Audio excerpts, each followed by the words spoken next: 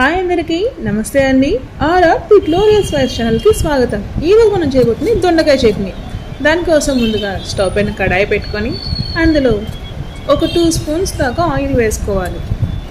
Oil heat అయ్యాక 1 spoon ఆవాలు, 1 spoon జీలకర్ర వేసుకొని ఆవాలు జీలకర్ర చిట్పట్లాడినాక అందులో పచ్చిమిర్చి, ఉప్పు, ఆయిల్ కట్ చేసుకుని వేసుకోవాలండి.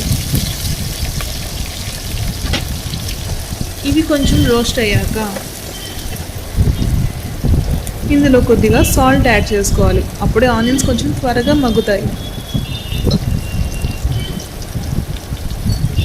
ఇప్పుడు 1/2 స్పూన్ పసుపు వేసుకొని వీటిని బాగా రోస్ట్ చేసుకోవాలి. ఆనియన్స్ బాగా మగ్గినాక మనం ఇప్పుడు ఇందులో 4 కట్ చేసుకున్న టమోటాల్ని వేసుకొని బాగా వేయించుకోవాలి. ఇప్పుడు ఇందులో కరివేపాకు వేసుకొని బాగా కలుపుకోవాలి. టమోటాలు బాగా మెత్తగా మగ్గినాక ఇప్పుడు ఇందులో మనము కట్ చేసి పెట్టుకున్న దొండకాయలను వేసుకొని పచ్చి వాసన పోయేంత వరకు బాగా వేయించుకోవాలండి.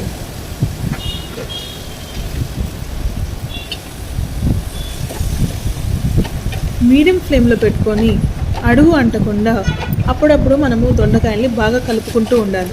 అప్పుడే దొండకాయలు బాగా వేగుతాయి. దొండకాయలు ఇలా మెత్తగా అయినాక ఇందులో 3 స్పూన్స్ ధనియాల పొడి, 1 కప్పు శనగకాయల పప్పులు వేసుకునేసి మనము బాగా రోస్ట్ చేసుకోవాలి. శనగకాయ పప్పులు ఆల్రెడీ రోస్ట్ చేసుకునే తీసుకున్నానండి, కాబట్టి ఇప్పుడు వేసుకుంటున్నాను. పచ్చివి అయితే మీరు కొంచెం ముందుగా వేసుకుంటే మీకు బాగా రోస్ట్ అవుతాయి. సో ఇలా బాగా రోస్ట్ అయిన వాటిని మనం మిక్సీ పట్టుకోవాలి.